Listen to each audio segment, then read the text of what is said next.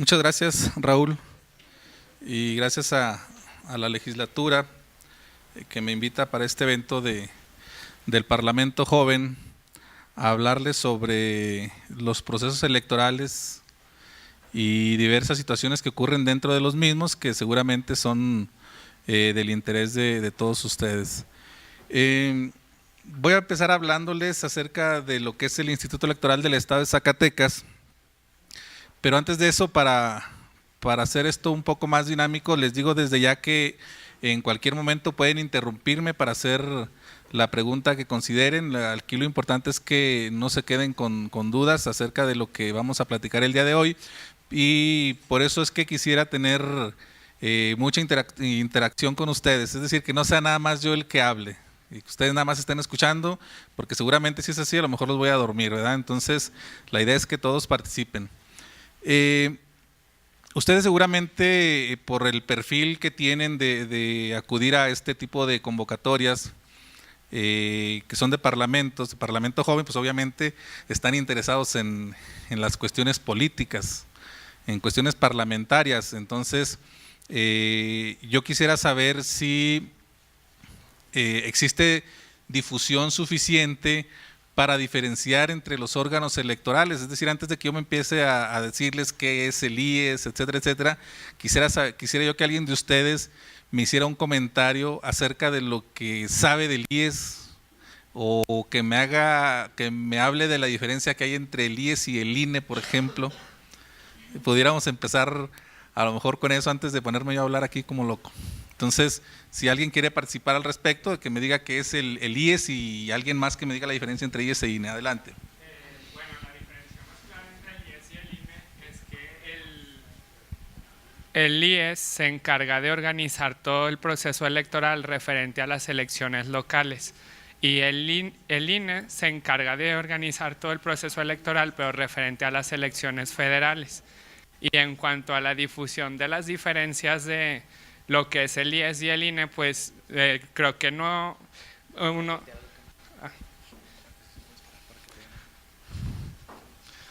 Bueno, el INE en una de sus políticas o de sus objetivos principales es que en sus procesos haya máxima difusión, y esto significa que debe de darse una máxima publicidad desde el inicio de los procesos electorales para que todos los ciudadanos sepamos qué se está llevando a cabo dentro del proceso, y siento que ahí sí hace falta un poquito más. En las elecciones pasadas yo participé como supervisor electoral del INE, y hubo un segundo periodo de contratación para reforzar las elecciones locales por parte del IES, y muchos incluso de los trabajadores, de los capacitadores asistentes electorales, no sabían diferenciar cuando llegaban con el ciudadano entre lo que hacía el IES y lo que hacía el INE, hablando de trabajadores propios de estas instituciones, y no se diga los ciudadanos. O sea, muchas veces la gente dice, es que la creación de un IES existiendo un INE es nada más para generar más fuentes de empleo o desvío de recursos o no sé, pero porque no existe la máxima difusión de la diferencia que hace un órgano y el otro. Si alguien más quiere abundar respecto ahí. Bueno, yo quiero agregar a lo que proporcionó el compañero, que también es importante reconocer que el IES viene siendo el UNOPLE a nivel Estado, del Instituto Nacional Electoral. ¿Y qué hace? Bueno, hace que la elección a nivel Estado pues tenga más certeza y sea más segura, y se supervise de una manera pues más cercana.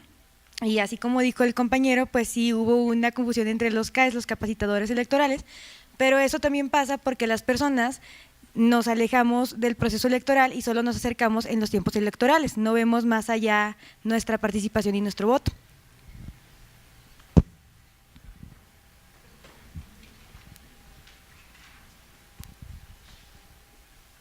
Aparte creo que siguiendo con lo que mis compañeros decían, por ejemplo, el IES pues es el Instituto Electoral del Estado de Zacatecas, pero a diferencia también en los diferentes estados, cada quien tiene como su órgano electoral, porque en ocasiones las elecciones, por ejemplo, federales, no empatan con las elecciones como por ejemplo para gobernador o para presidentes municipales.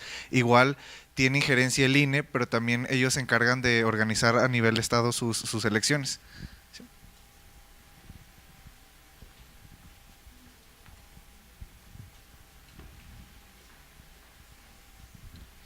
Gracias. De hecho, sí, han dado a varios puntos de lo que vamos a ver en la plática del día de hoy, que esa era la idea, pues, no arrancar de ceros. Hay temas importantes como precisamente la autonomía de cada uno de los órganos, los órganos ahora llamados organismos públicos locales electorales, que son los que tiene cada entidad federativa a nivel local. Ellos obviamente, como ya lo han mencionado ustedes, se encargan de organizar las elecciones locales, pero con cierta injerencia del INE, como también ya lo mencionaron. Mencionaste también uno de los principios rectores de las autoridades electorales, que es la máxima publicidad. Y precisamente todas estas particularidades pues nos las vamos a ver con más detenimiento durante la plática, pero sí quería que empezáramos pues de esta manera. En cuanto a lo de la existencia también de los soples por el hecho de que no todas las elecciones son concurrentes, coincidentes, que también se les haya denominado así, es algo que tiene mucho que ver con la reforma incluso de 2014. En la Constitución se dispuso que todas las entidades federativas, aparte de armonizar sus leyes locales con esa nueva reforma constitucional, también debían hacer, eso sí era ya una obligación, que debían hacer que por lo menos una de las elecciones locales coincidiera con las federales. La gran mayoría de las entidades determinaron que no solo una, sino todas, que es el caso de Zacatecas. El caso de Zacatecas, desde la reforma de 2015, en la Constitución local se determinó que las elecciones locales iban a coincidir con las federales. Por eso es que, si recuerdan, las administraciones anteriores, los ayuntamientos duraron 2 años y la gobernatura esta va a durar 5 años. Se les redujo 1 año a cada administración a fin de que ya en lo sucesivo todas nuestras elecciones deberán ser coincidentes o concurrentes con las federales. Entonces, y algunas otras entidades no fueron todas las elecciones, algunos se fueron con solamente una o con la que si la que iban a hacer concurrente, en ese momento había 2 elecciones, bueno, pues coincidían por decir diputados y ayuntamientos, pero no la de gobernador. Entonces, todavía hay elecciones o entidades cuya totalidad de las elecciones no van a ser concurrentes. Se espera que tengan que armonizarse y que terminen todas las entidades por hacer concurrentes sus elecciones. Incluso quien lo ha hecho así, que era algo difícil, que era el caso de Coahuila, porque en Coahuila los ayuntamientos tenían una duración de 4 años. Entonces, y esa era una de los apuntes que se hacía en la Constitución, o que sí, que habría que coincidir las elecciones siempre y cuando no fueran los ayuntamientos de 4 años. Entonces, en el caso de Zacatecas, pues sí es así. Hay entidades todavía, este año habrá elecciones en 5 entidades: Quintana Roo, Baja California, Tamaulipas, Durango y Aguascalientes. En esas 5 entidades va a haber elecciones locales. Entonces, eso es una parte de lo que se refiere a elecciones concurrentes, que lo vamos a ver ya conforme vayamos avanzando en los temas. Pero bueno, en este caso lo que nos ocupa es empezar a hablar del Instituto Electoral del Estado de Zacatecas, y lo de la difusión se los comentaba yo porque todavía hay quienes nos llaman al instituto preguntándonos sobre trámites de la credencial. ¿A qué horas puedo ir para sacar la credencial?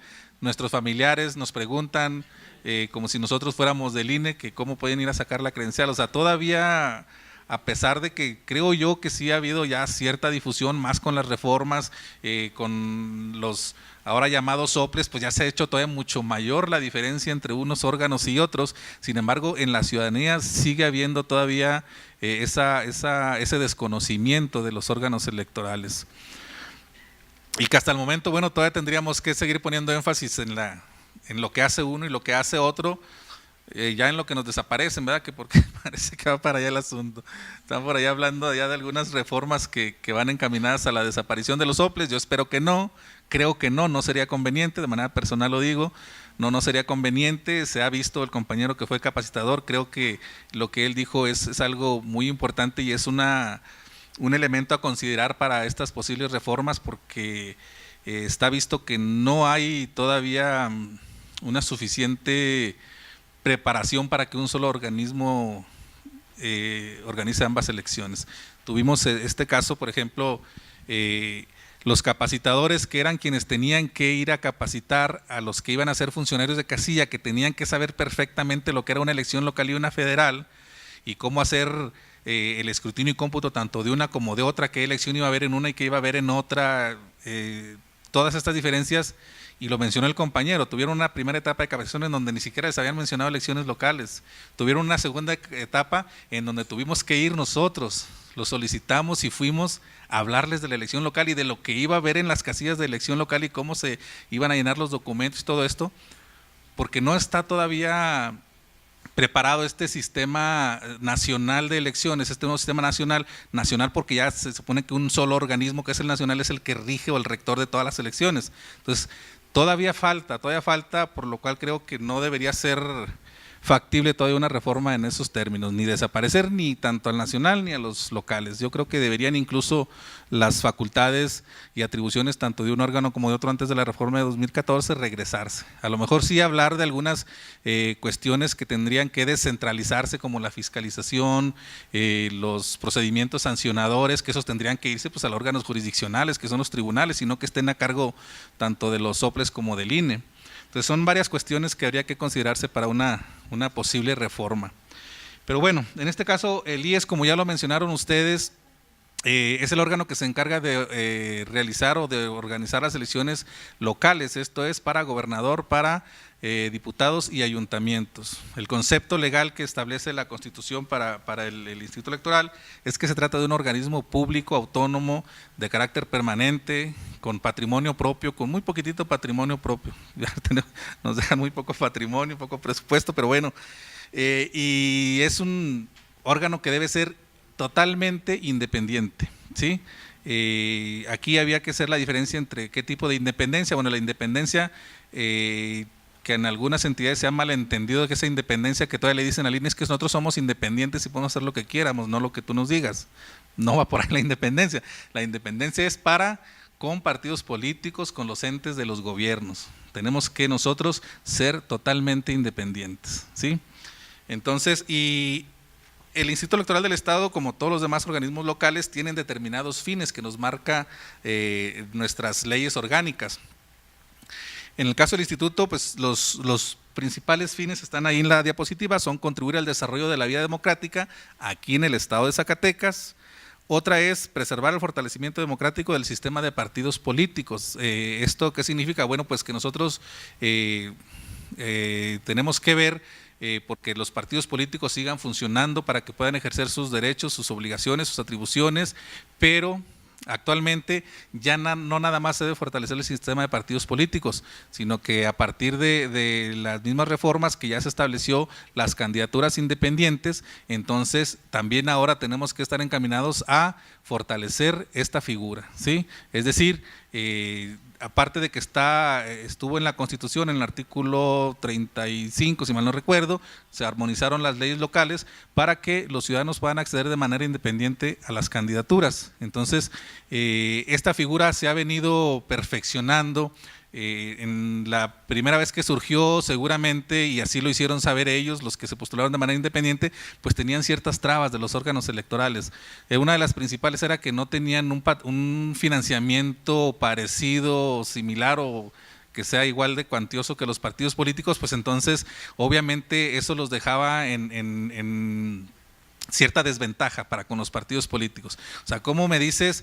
Porque la Constitución decía que los ciudadanos tendrían derecho a participar en una candidatura de manera independiente y decía que debería participar en igualdad de condiciones que los otros candidatos. Entonces, si los órganos no les dábamos presupuesto suficiente y seguimos tal vez sin darles presupuesto suficiente, incluso al principio ni siquiera se les daba presupuesto. Como no estaba en la ley que el presupuesto tenía que destinarse también para ellos, el presupuesto de campaña, pues no se les destinaba.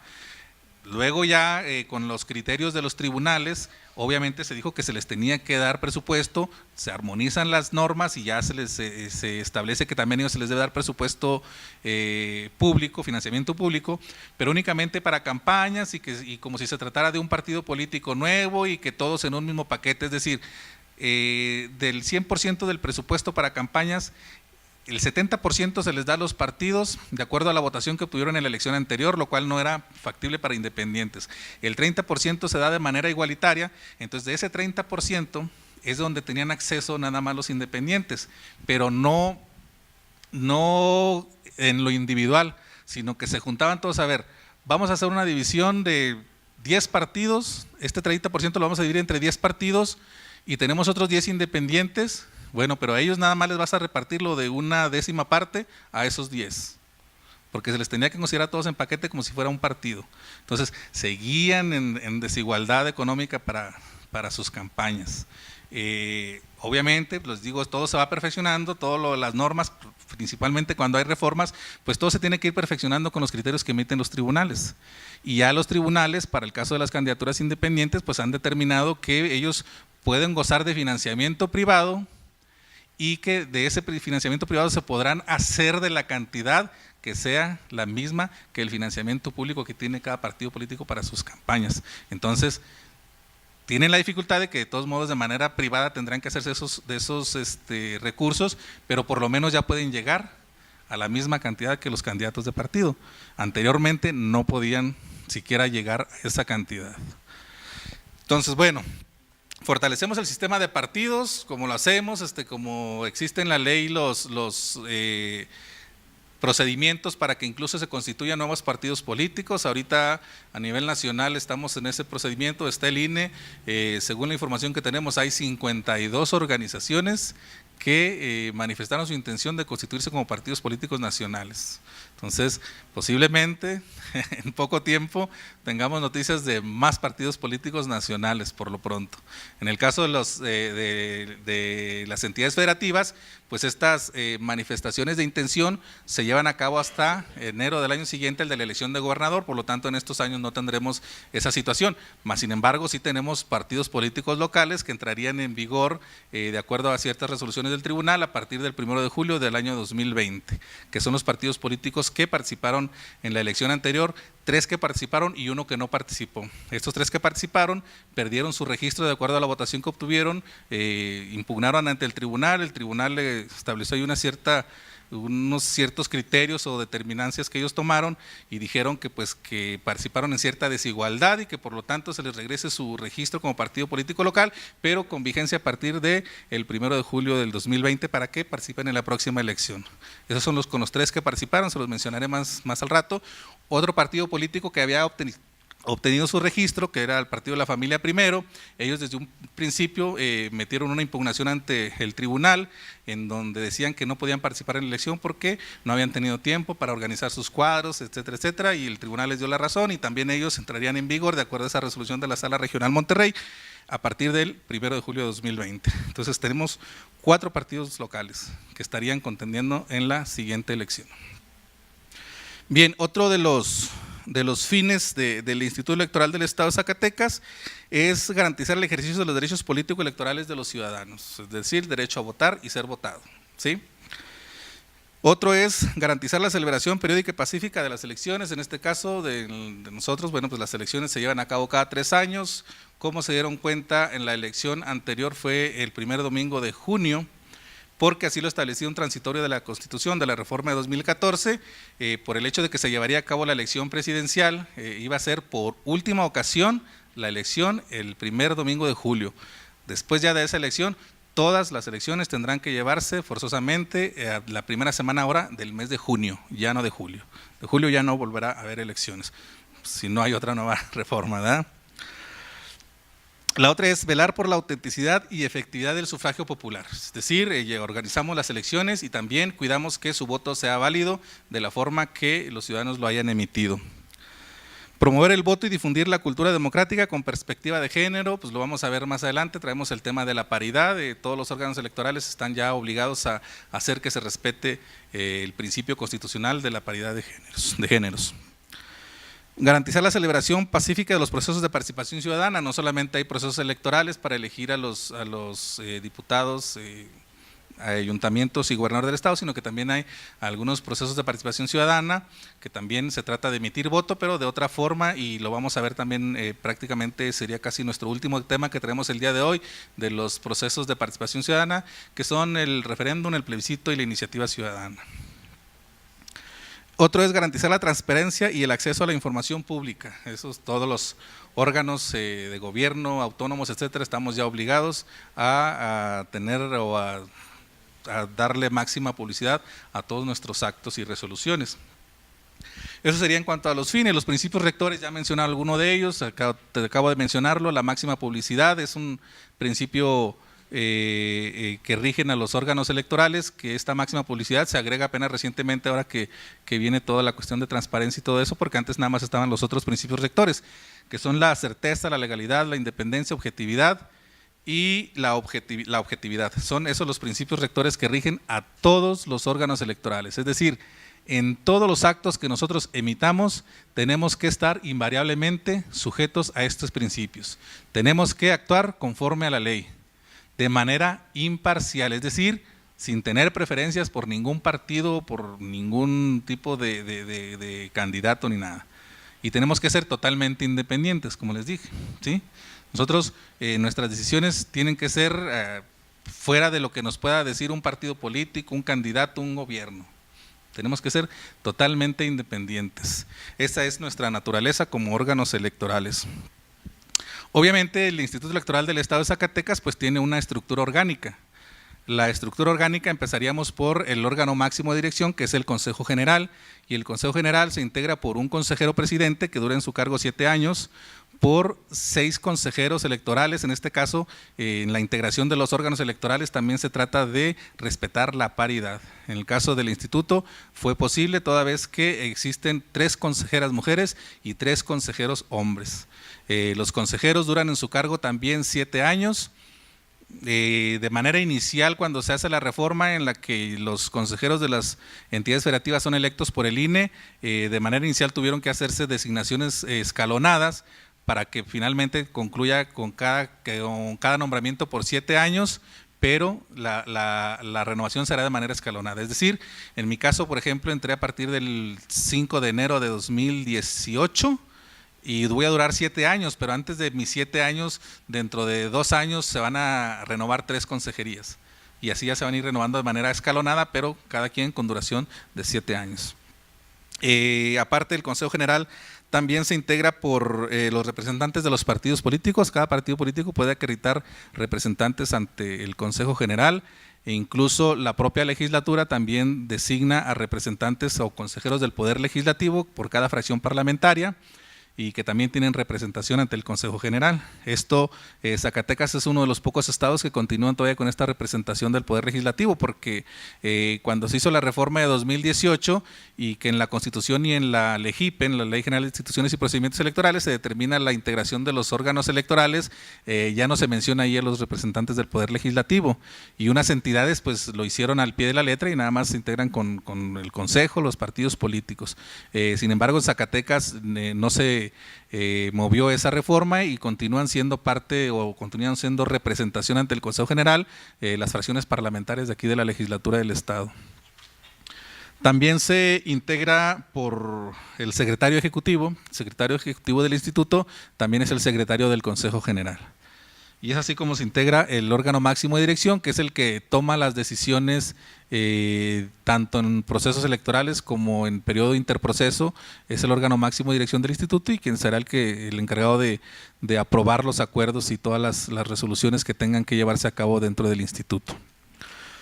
Otro de los órganos que integran el instituto es la Junta Ejecutiva. La Junta Ejecutiva se integra por un presidente, un secretario, el presidente es el mismo presidente del instituto, es el presidente de la Junta Ejecutiva. Secretario ejecutivo del instituto y secretario del consejo es el secretario de la Junta Ejecutiva y aparte se integra por los directores de las diferentes áreas de ahí del instituto, que es el director ejecutivo de Capacitación Electoral y Cultura Cívica, el de directora de Asuntos Jurídicos, directora de Organización Electoral y Partidos Políticos, director ejecutivo de Administración, sistemas informáticos, el director de sistemas informáticos y la directora de la Dirección de Paridad entre los Géneros. Esta Dirección de Paridad entre los Géneros, el instituto ha sido pionero en esa materia desde que empieza a tomarse los criterios ya de respetar totalmente lo que es la paridad entre los géneros. Ya desde hace varios años el Instituto Electoral del Estado integró a la Junta Ejecutiva como parte de su estructura a una Dirección Ejecutiva de Paridad entre los Géneros. Y esa Dirección Ejecutiva, como les digo, ha sido pionera, ha emitido muchos estudios, análisis, documentos didácticos, etcétera, que tienen que ver con el respeto a la equidad entre los géneros, que han sido punta de lanza para el resto del país y que incluso algunas entidades han estado ya implementando en su junta ejecutiva o integrando a su estructura también áreas de paridad entre los géneros. Pero Zacatecas fue el primero y duró algunos años siendo el único órgano que contaba con esta área. Esa es la Junta Ejecutiva. Luego también, bueno, y no forma parte de la Junta Ejecutiva, pero a partir de recientes reformas que se determinó ya aquí en la Constitución local y en nuestra ley orgánica, armonizándose la Constitución local, cada órgano autónomo tiene que contar con un órgano interno de control, ¿sí? Entonces, el instituto ya cuenta con una Contraloría interna. Ese órgano interno de control es el que se encargará de vigilar que todos los recursos que estén en el instituto se gasten conforme a los procedimientos establecidos para ello, ¿sí? Y no solamente de los recursos, también en caso de que exista una probable infracción de algún servidor público dentro del instituto, bueno, pues este órgano interno de control es el encargado de llevar a cabo el procedimiento, las investigaciones y en su caso emitir alguna sanción que corresponda. Principalmente eso es lo que haría el órgano interno de control. Dentro de la estructura orgánica también dentro de los procesos electorales y exclusivamente en los procesos electorales integramos también diversos órganos. Funcionamos obviamente de manera permanente con la estructura que les acabo de mencionar y en proceso electoral adicionalmente integramos otras que son en este caso consejos distritales y municipales. Los consejos distritales y municipales, bueno, pues el instituto lleva a cabo todo un procedimiento de reclutamiento, no sé si alguno de ustedes ya ha participado en alguno de ellos, seleccionamos de acuerdo a una evaluación curricular que se les hacen entrevistas a los aspirantes e integramos primeramente en el mes de enero los 18 consejos distritales con las cabeceras que corresponden a cada uno de los consejos, que ahorita se los vamos a poner en pantalla. Integramos cada consejo con un consejero presidente, un secretario ejecutivo y 6 consejeros electorales. Obviamente también respetando en todo momento la paridad entre los géneros en donde no sea posible. Hay casos en donde no nos es posible y tenemos que poner 4 consejeros y 2 consejeras, pero hay casos en los que tenemos que poner 6 consejeras y 0 consejeros porque no acudía más del otro género, pues. Pero donde es posible, siempre respetamos la paridad entre los géneros también en la integración de nuestros órganos. Y asimismo como integramos los consejos distritales, también integramos los municipales. Al mes siguiente de la elección, que es el febrero, integramos los 58 consejos municipales bajo el mismo procedimiento. Estos consejos municipales obviamente son las autoridades que estarán llevando a cabo la organización de los procesos, unos los distritales de la elección de diputados, los municipales de la elección de ayuntamientos, ¿sí? Y en cuanto a otro órgano de proceso electoral son las mesas directivas de casilla. Esto a partir de la reforma del 2014 y a partir ya del proceso electoral local del 2016 en nuestro caso, la integración de las mesas directivas de casilla y la capacitación electoral y la ubicación de las mismas corre a cargo del INE. Así lo estableció la reforma constitucional. En un principio, un transitorio decía que esta facultad iniciaba ya delegada a los órganos locales, sin embargo, una vez que se aprueba la reforma, el INE inmediatamente emite un acuerdo en donde se regresa a esas facultades. Dice, sí, la Constitución dijo que estaban delegadas, pero como ya las puedo reasumir, pues emite un acuerdo donde las reasumo y desde entonces el INE tiene esas funciones como una atribución exclusiva de ellos, que así lo establece de hecho la Constitución. Lo único que hicieron es emitir el acuerdo para no invalidar, pero sí para que ya no aplicara ese transitorio, ¿sí? Entonces, lo tenemos nosotros como parte de los órganos, puesto que también tenemos cierta participación, porque se llevan a cabo ahí las elecciones locales, pero ya las integra el INE. Y vamos, ahí ya dice cómo se integran. Se integran con un presidente, 2 secretarios, 3 escrutadores y 3 suplentes generales.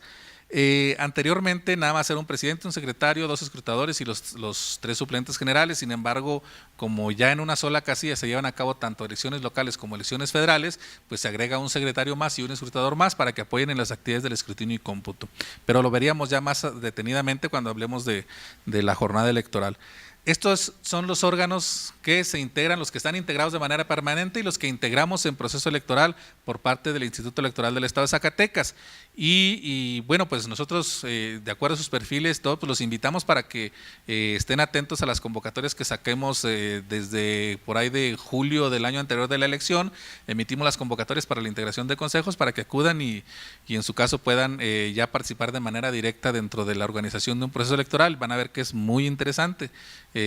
Generalmente las manifestaciones que nos hacen las personas cuando las estamos entrevistando y que ya participaron en un proceso anterior, nos hacen manifestaciones de que ellos sí pensaban que era diferente, que incluso hay que nos han dicho, es que como siempre se dice que ganan los mismos, que hay trampas, que hay esto, bueno, pues ellos se dan cuenta, ellos son los que organizan, ellos son los que toman decisiones y se dan cuenta que obviamente no es así. ¿Sí? Entonces, los invitamos a que participen en las siguientes convocatorias. La geografía electoral la tenemos ahí, el estado de Zacatecas para cuestiones electorales se divide en 18 distritos. Son 18 distritos cuyas cabeceras, el 1 y el 2 son de Zacatecas, el 3 y el 4 de Guadalupe, 5, 6 y 7 de Fresnillo, el 8 de Ojo Caliente, el 9 de Loreto, 10 Jerez, 11 Villanueva, 12 Villa de Cos, 13 Jalpa, 14 Tlaltenango, 15 Pinos, 16 Río Grande, 17 Sombrerete y 18 Juan Aldama. Esto es con una redistritación que se hizo, no cambió el número de distritos, sin embargo sí cambiaron la conformación de cada uno de ellos y algunas cabeceras distritales cambiaron con la última distritación que hizo el INE, porque también el INE dentro de sus atribuciones exclusivas es llevar a cabo la geografía electoral, es decir, la distritación tanto en lo local como en lo federal. Y es así como están las 18 cabeceras distritales, ¿sí? Seguramente, no sé si dentro de sus actividades parlamentarias que van a tener en estos días, cada quien le darán la representación de alguno de los distritos o simplemente participarán de manera general. Por lo tanto, bueno, de acuerdo a estos 18 distritos es como se lleva a cabo la elección para diputados, que es lo que concierne a ustedes. Se elige a un diputado propietario y suplente por cada distrito, pero adicionalmente a través del principio de representación proporcional se eligen a 12 diputados, ¿sí? Entonces, por lo cual la legislatura se integra por 30 diputados, que son 30 ustedes los jóvenes parlamentarios que estarán participando en este concurso, en este evento. De los 12 diputados de representación proporcional, 2 de ellos deberán tener la calidad de migrantes. Es una variante que tenemos en relación con casi todas las entidades. Me parece que ya Guanajuato, por ahí alguien ya integró también la Diputación Migrante. En el caso de nosotros, pues prácticamente tienen ya 3, 4 trienios que tenemos ya diputados migrantes. Estos diputados migrantes son aportados por los primero y segundo lugar de votación, ¿sí? De la lista de 12 candidatos de representación proporcional, siempre el diputado migrante se pone al final de la lista. Sin embargo, el primero y segundo lugar de votación que tienen acceso, aunque tengan a uno de RP, bueno, pues tendrá que ser este, ¿sí? Si tienen acceso a 2 de RP, pues tendrá que ser él y el primero, ¿sí? Entonces, es así como también de estos, de los 30 diputados que hay aquí en la legislatura, 2 son de carácter migrante. Y obviamente, ya los órganos electorales tienen la obligación de que la integración de los congresos también sea de manera paritaria. No sé si recuerden, me parece que en estos diputados que salieron recientemente eran 15 y 15. No, perdón, eran más, eran 16 mujeres, hasta ahí no que se nos haya pasado, pues así se determinó por la votación y quedaron 16 diputadas y 14 diputados, eso fue la legislatura la anterior, la 62. Ahora con esta hubo determinadas situaciones y que de acuerdo a cómo fue la votación en cuanto al porcentaje de cada uno de los partidos y cómo se hizo la asignación de representación proporcional o como debía hacerse la asignación de representación proporcional, no daba para que quedaran 15 y 15. Entonces, ¿qué hicimos nosotros? Atendiendo a diversos criterios del tribunal, nosotros mismos hicimos la asignación para que quedaran 15 diputadas mujeres y 15 diputados hombres. Esto obviamente pues los partidos políticos a quienes se les tuvo que hacer un movimiento en sus listados de RP, obviamente impugnaron ¿verdad? Impugnaron, pero bueno, pues esas impugnaciones no prosperaron porque ya tiene que respetarse el principio de paridad entre los géneros, no solamente en cuanto al registro de candidaturas o a la participación en el proceso electoral, sino que también en la conformación de los órganos. Ya la Sala Superior ha sido muy clara en decir, la paridad no solamente es en cuanto a las candidaturas, sino también en cuanto al acceso al poder, en cuanto al acceso a los órganos de representación, ya no solamente en las candidaturas. Entonces nosotros nos encargamos de llevar a cabo un procedimiento conforme a determinado criterio que marcaba el tribunal. Es decir, si nosotros necesitamos retirar a 2 hombres que ya deberían quedar de diputados para meter a 2 mujeres, entonces lo que se hace es que los partidos políticos tienen un porcentaje de votación y entonces de esos partidos políticos que tenían acceso a representación proporcional y de acuerdo a su porcentaje de votación empezamos con el de menor votación y a ese le quitamos el primer hombre que tenía en la lista y le subimos a una mujer para que esa mujer llegara a ser diputada y así sucesivamente. Nos vamos primero del de menor votación al de mayor de acuerdo a los que hayan tenido acceso a RP. Entonces hicimos estos movimientos, integramos la legislatura con 15 y 15, sin embargo hubo otra impugnación y que esa impugnación pues nosotros siempre vimos que podía ser o podía no ser y finalmente la Sala Superior determinó sí hacernos un movimiento. Es el caso del licenciado Pedro Martínez, que él hizo su impugnación y que él dice, bueno, pues si estamos viendo acciones afirmativas, en el caso de la paridad entre los géneros, bueno, pues yo una persona con capacidades especiales, pues también pongo ahí mi impugnación porque a él se le tuvo que retirar. Entonces la sala nos dijo, no, bueno, pues estamos hablando de personas con discapacidad, la ley estatal establece determinados criterios que se les deberá dar preferencia cuando estén en esas cuestiones de acceder a un cargo y todo eso. Entonces había cuestiones muy específicas en la ley local que a él le valieron para que la Sala Superior nos dijera, ¿sabes qué? Este movimiento te lo dejo sin efectos y el licenciado Pedro Martínez Flores tendrá que ser diputado de la legislatura. Entonces, por esas situaciones que ahorita la legislatura está integrada por 16 diputados hombres y 14 diputadas mujeres, ¿sí? Pero la idea era que fueran 15 y 15 como ya debe ser en todos lados. Sin embargo, ahí la cuestión de ese principio constitucional, la Sala Superior ponderó también esa otra acción afirmativa, ¿sí? Entonces son cuestiones que si se fijan, la ley a veces es muy clara, van emitiéndose criterios de cómo se deben hacer las cosas, pero siempre hay cuestiones o criterios más allá que se pueden tomar con determinadas particularidades. Sí, este caso fue un asunto que por primera vez se da a nivel nacional. Cuando se tienen reuniones nacionales, en el caso del presidente del instituto, inmediatamente los consejeros del INE dicen, oye, qué bien la resolución de la sala, el caso de Zacatecas, muy particular, pero pues es un criterio importante que hay que considerar en los próximos, en lo sucesivo. Entonces, siempre se van emitiendo esos criterios que resultan relevantes e importantes para la integración de los órganos y para la organización de los procesos electorales. Bueno, es en el caso de cómo está conformada la legislatura. Luego hablaremos de elecciones concurrentes, ya lo mencionamos un poco. Las elecciones concurrentes pues no son otra cosa más que la coincidencia tanto de elecciones locales como federales, ¿sí? En el caso de la elección de 2018, prácticamente todo el país tuvo elección concurrente, fueron 30 entidades federativas, pero contando las 30 entidades federativas, que en algunos casos no eran todas las elecciones completas, sino nomás alguna, como lo mencionamos ya hace rato. Por eso es que todavía sigue habiendo, en años intermedios que no es año de elección federal, sigue habiendo elecciones locales, ¿sí? Entonces en este año, como les digo, va a haber 5, seguramente el año que entra habrá en otras entidades, y luego ya en el 21 vienen las concurrentes prácticamente en todo el país. Eso es, bueno, por lo que corresponde a elecciones concurrentes, aunque no vaya con el orden de la presentación, de una vez lo hablamos a profundidad y nos lo brincamos cuando vayamos a la casilla única. En las elecciones concurrentes se organiza, en este caso del 2018 hubo 5 elecciones. Las 3 federales, presidente de la República, senadores de la República, diputados federales, diputados locales y ayuntamientos. Estas 5 elecciones por primera vez se llevan a cabo el mismo día, eso significa que es una elección concurrente.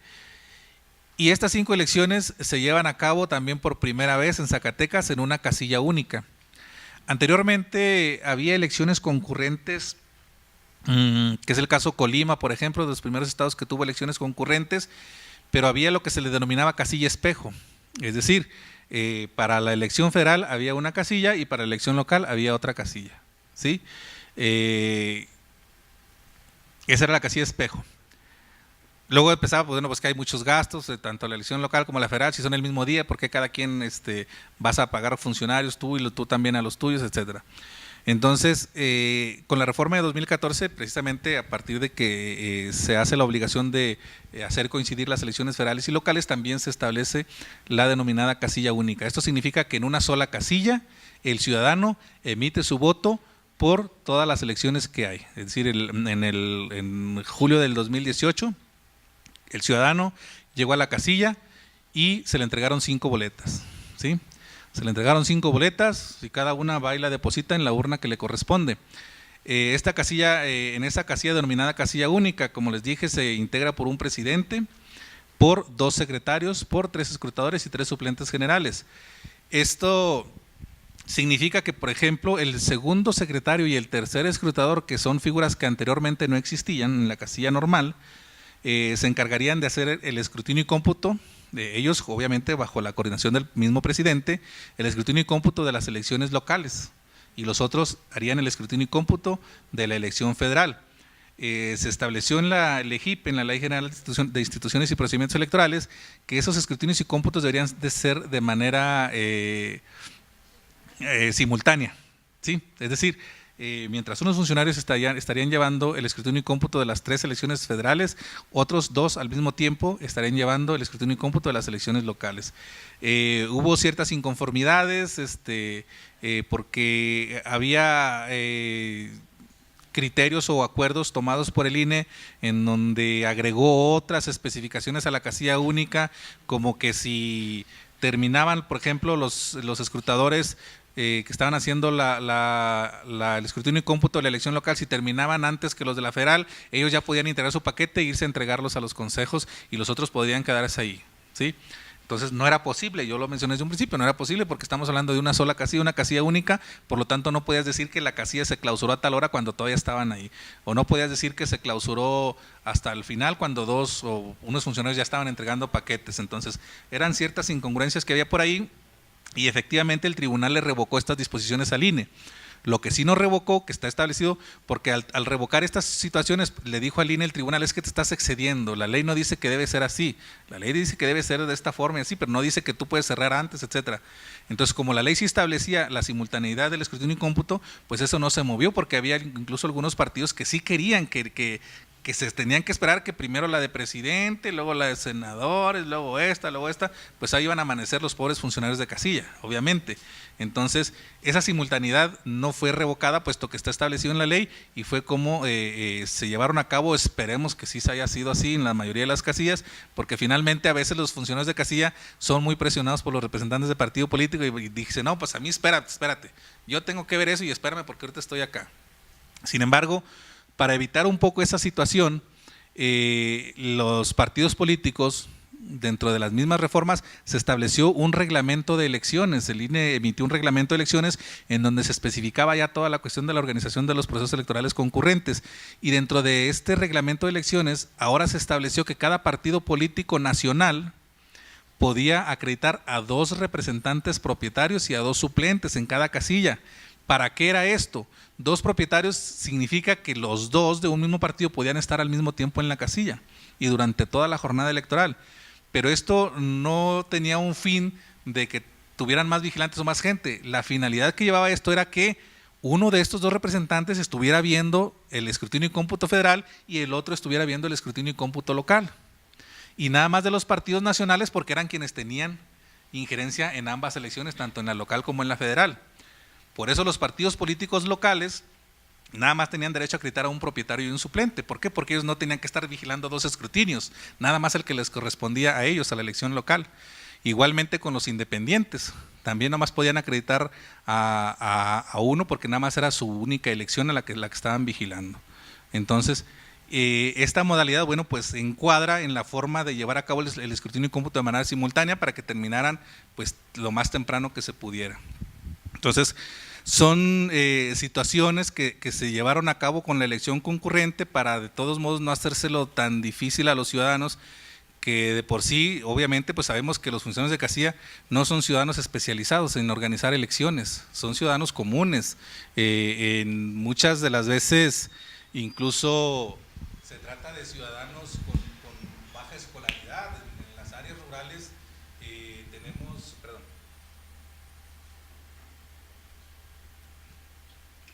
En las áreas rurales a veces hasta personas con grado de escolaridad de primaria tenían que ser los presidentes o los secretarios.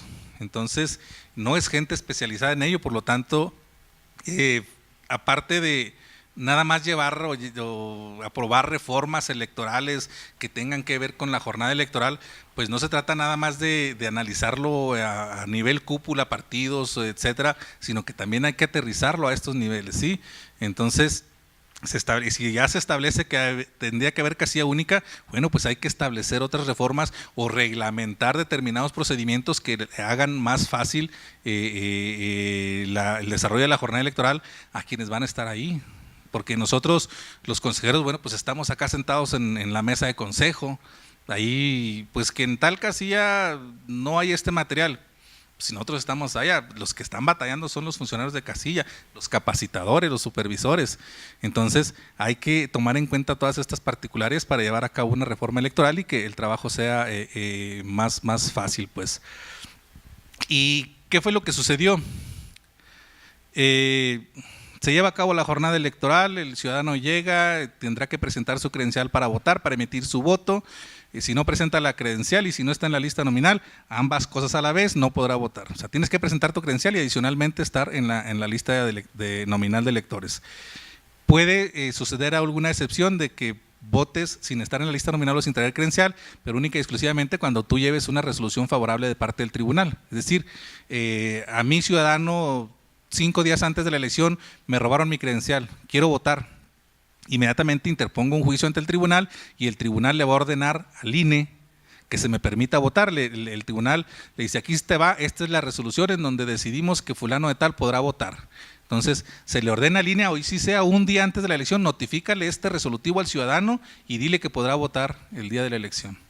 Entonces llegas con esa resolución favorable del tribunal o con esa notificación que te hizo el INE, aunque no traigas tu credencial para votar, pero deberás estar en la lista nominal y podrás votar obviamente con alguna otra identificación oficial que acredite que eres tú, ¿sí? Entonces únicamente esa es la excepción para poder votar sin traer credencial o sin estar en la lista nominal de electores. Sin estar en la lista nominal de electores puede darse el caso, recuerden ustedes, seguramente han escuchado la difusión que se hace de chécate, un mes, 2 meses antes de la elección empieza la difusión en la televisión, en el radio, de que te cheques en la lista nominal. La lista nominal está pública en la página del INE. Entonces tú ponías tu clave de elector y checabas si estabas en la lista nominal o no. Si no estabas en la lista nominal y tú tenías tu credencial en tus manos de que está vigente, de que no estás en la cárcel y todo eso, entonces tú acudías al INE. Oye, aquí está mi credencial y no aparezco en la lista nominal. Entonces sucedía el mismo caso, si sucedían esos casos, bueno, pues también el tribunal emitió una resolución favorable, si es que al INE ya no le daba tiempo para hacer la corrección en la lista nominal, porque la idea de eso es que el INE haga la corrección. Ya viniste y me dijiste con tiempo que no estás, te checo efectivamente, si tienes tu credencial, está vigente, es un error y lo integran a la lista nominal y ya aparecería el día de la elección, si es que eso sucede antes de que se impriman los listados nominales que van a estar en las casillas. Y si no, bueno, pues está la resolución favorable. Ok, sucede esto, bueno, se lleva a cabo la votación, aquí tenemos ciertas particularidades, a mí me dan mis 5 boletas, marco las 5 boletas, me dirijo a un lugar en donde tengo 5, bueno, voto en una mampara y luego me dirijo a un lugar donde hay 5 urnas y tengo que depositar la boleta en la urna que corresponda. A pesar de que me ponen las urnas con una franja del color de cada boleta, ¿sí?, pues deposito una donde no corresponde, otra también, ya me equivoqué, ya la regué, ¿sí? Bueno, eso fue pasando en algunas casillas, a lo mejor en muchas no. Esto sucede al momento de estar haciendo el escrutinio y cómputo, los funcionarios empiezan, obviamente, afortunadamente, dentro de los manuales están este tipo de procedimientos, que había que ir abriendo una urna, bueno, abrías una y luego otra, y ya buscabas.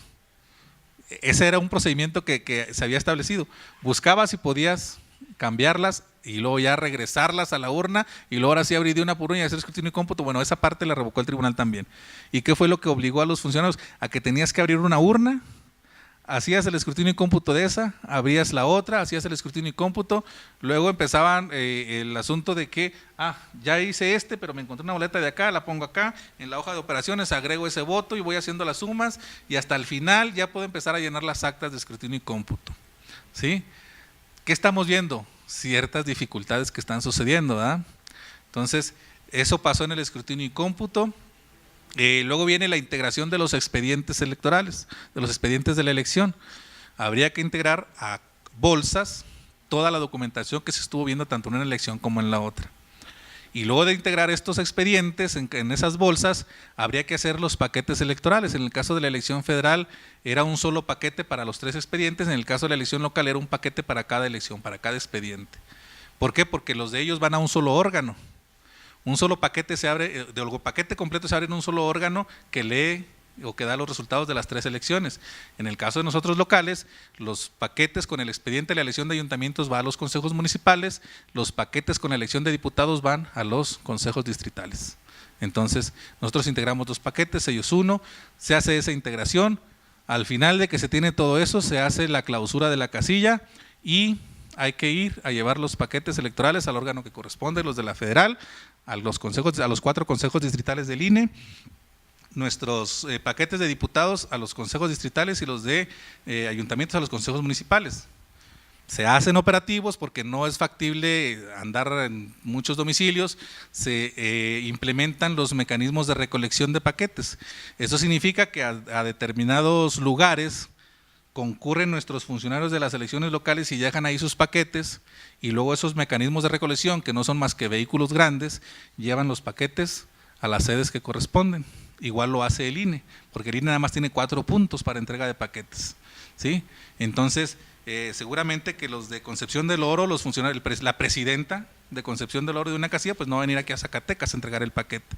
Entonces se hace un mecanismo de recolección itinerante que pase por esas localidades, se reúnen en un centro fijo que está Santiburcio, está entre Villa de Cos y Concha del Oro, se reúnen ahí y ahora sí viene el camión completo aquí a Zacatecas a entregar esos paquetes y así lo hacen los 4 consejos distritales. Entonces, esto sucede, ya agotamos la primera etapa de la jornada electoral, que es desde que se abre la casilla a las 8 de la mañana y hasta que se clausuran. A partir de la entrega de los paquetes a los consejos distritales y municipales, tanto federal como locales, ahí empieza la siguiente etapa del proceso electoral, que es la de resultados, la etapa de resultados y declaración de validez. Entonces, se llega a la jornada electoral, cada órgano empieza a abrir los paquetes, no abre los paquetes electorales, por fuera de cada paquete va una copia del acta de escrutinio y cómputo y en cada órgano el día de la jornada electoral empiezan a cantar los resultados, ¿sí? Eso lo hacen tanto los órganos federales como los locales. Se empiezan a cantar los resultados, se obtiene un resultado preliminar que lo pegan afuera del consejo distrital o municipal. Estos resultados, pero, perdón, no son los resultados todavía definitivos ni los oficiales, son preliminares.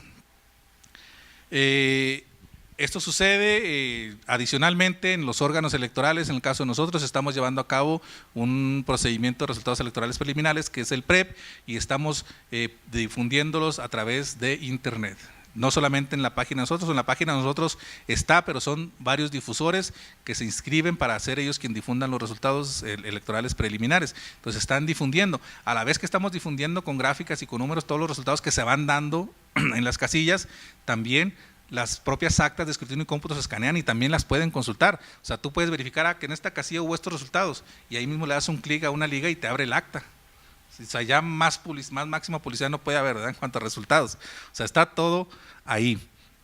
Entonces, esto sucede dentro de la jornada electoral. En el caso de que si hay una elección de gobernador o elección presidencial, pues adicionalmente se lleva a cabo el conteo rápido. En el caso de la elección de 2018, como hubo elección presidencial, los capacitadores asistentes tuvieron el conteo rápido de la elección presidencial. Esto significa que ellos, de las actas que fueron muestra para llevar a cabo este conteo rápido, pues toman la imagen y llenan un formato y lo pasan a los consejos distritales para que estos a su vez a través de un sistema vayan subiendo y que el secretario ejecutivo del INE salga a las 11:30 de la noche y diga: esta es la tendencia de cómo van los resultados, que fue cuando ya empezaron los actores políticos a reconocer resultados y a decir: ya es irreversible, quedamos así, se acabó, ¿sí? Entonces, eso sucedió en la federal, En el 21 viene la de gobernador, que va a haber conteo rápido también para la de gobernador. Esto es lo que se lleva a cabo durante la jornada electoral, ya estamos en la etapa de resultados. Posteriormente, ya que se vieron los resultados el día de la jornada electoral o hasta el día siguiente, porque se llevan toda la madrugada ahí en los consejos dando resultados, hay que llevar a cabo una elección en donde ahora sí de manera formal se van a llevar a cabo los resultados oficiales, que es al miércoles siguiente. Es cuando se llevan a cabo los cómputos distritales y municipales. En esos cómputos, por ejemplo, se llevan ya los consejos distritales de nosotros, ahora sí abren paquetes, cotejan con lo que se había dicho el día de la jornada electoral y sacan los resultados oficiales. Aquí se viene, antes de eso, se hace una sesión extraordinaria y previamente hubo una reunión preliminar en donde se determina, de acuerdo a los resultados que se estuvieron cantando y de acuerdo al análisis que se hace de todas las actas de escrutinio y cómputo, se va a determinar de manera previa cuáles de las casillas tienen alguna causal de recuento. Es decir, que tendrían que recontarse todo el paquete, toda la casilla, el día del cómputo, ¿sí? Por ejemplo, cuando hay errores aritméticos que no se pueden subsanar con ningún otro elemento del acta y que no puedes saber exactamente cuáles fueron los resultados porque no coinciden los números de las boletas extraídas de la urna con las boletas sobrantes y los votos sacados de la urna. Entonces, si no coincide eso y si no hay otro elemento con que puedas tú aclarar eso, pues es un error que es evidente que ya no lo puedes subsanar y que tendrás que recontar la casilla el día del cómputo. O cuando, por ejemplo, la cantidad de votos nulos sea mayor a la diferencia entre primero y segundo lugar de votación, pues ahí dices que tú todavía que puede haber una posibilidad de error en los votos nulos y como son más entre la diferencia, pues puede haber un cambio de resultado, por lo tanto es otra causal de recuento, ¿sí? Que si ves que en una casilla, por ejemplo, los funcionarios de casilla llenan el acta y que todos los votos fueron para un solo candidato, pues es algo también ilógico o que se puede prestar a sospechosismo, entonces la sacas para recuento también, ¿sí? Entonces, que por ejemplo en un acta que trae alteraciones y que dices, bueno, pues esto también hay cierta duda. Entonces, son este tipo de causales y si por fuera del paquete no hubo el acta de escrutinio y cómputo y el día del cómputo tampoco salió el acta, bueno, pues tienes que recontarlos porque no tienes de dónde tomar los resultados. Estas son algunas de las causales para que se haga ese recuento. Y recuento total tiene una causal específica que es cuando entre primero y segundo lugar el porcentaje, o bueno, que hay una diferencia de 1% o menos, ¿sí? Entonces ahí, porque ahí puede haber duda de que se hayan equivocado en poquitos votos y como es muy poca la diferencia, es el 1 punto o menos, entonces hay que hacer el recuento total, ¿sí? Entonces, estas son las causales que hay para recuento, pero bueno, total, ya estábamos en los cómputos. Y según el número de paquetes hay que recontar, se integran grupos de trabajo y hacen el recuento, pero adicionalmente, simultáneamente, se está llevando a cabo el cotejo de las actas para las que no tuvieron causal. ¿Sí? Entonces, llevamos a cabo este recuento, se sacan los resultados formales, pero tuvimos ciertos problemas, esto es importante que se los platique en el poco tiempo que me queda, tuvimos ciertos problemas que tienen que ver con la casilla única. Como ya vimos, podían equivocarse en depositar boletas donde no corresponden, a la hora de integrar paquetes, pues pusimos una mesa grande, etcétera, pero hubo confusiones un poco delicadas. O sea, al grado de que, por ejemplo, nos hablaban del INE, oye, en mi paquete de tal casilla de la elección de diputados no tengo las boletas. Entonces, pues vámonos a ver a nuestros órganos, chécate en esta casilla y efectivamente, pues sí, aquí están las boletas de los diputados federales. Pero obviamente van en bolsas, agárralas con una comisión, vas y las entregas al consejo que corresponde. Lo mismo pasaba con nosotros, pues no están las boletas de tal elección. Incluso nos sucedió en un municipio que nomás no salieron, ¿sí? O sea, en una casilla en Sombrerete, afortunadamente era una casilla con muy pocos votos, 90 votos, pero estaban las actas.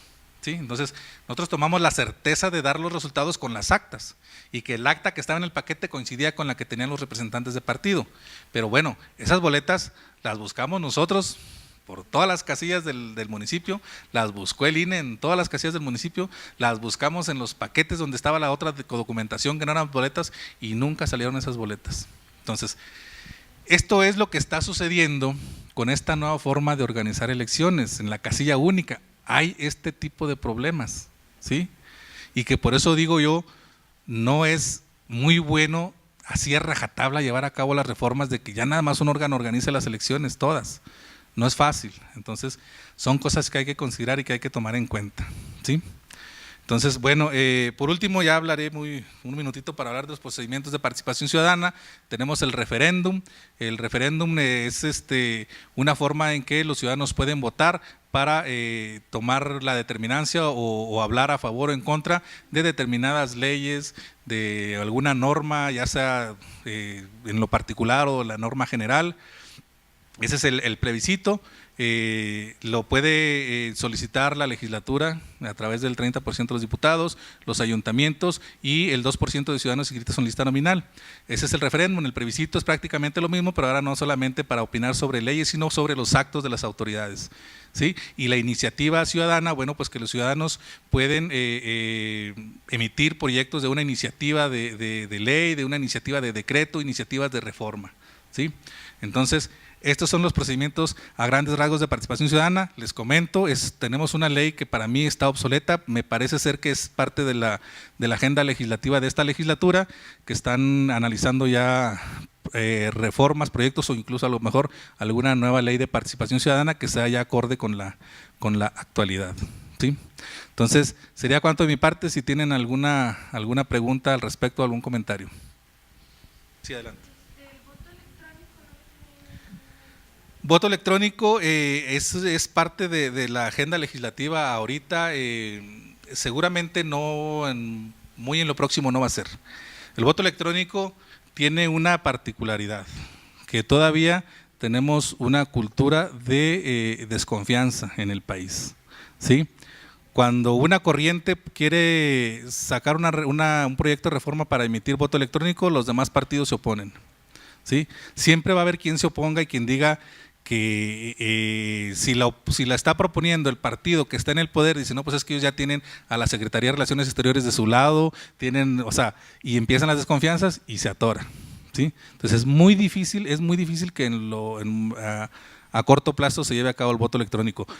Hay más posibilidades y así está un poco encaminado a que ojalá la próxima elección presidencial del voto en el extranjero pueda ser el voto electrónico y que a lo mejor pueda empezar de esa forma de ver qué resultados se obtendría, ¿sí? Entonces, es más próximo todavía que sea el voto en el extranjero electrónico que el voto nacional. ¿Algo más? Bueno, yo les agradezco. Seguramente no tomé a lo mejor todo el tema, pero creo que sí consideré lo más importante, lo que creo que podía ser de más utilidad para ustedes. De todas formas, cualquier duda, estoy a su disposición en el Instituto Electoral del Estado de Zacatecas. Muchas gracias.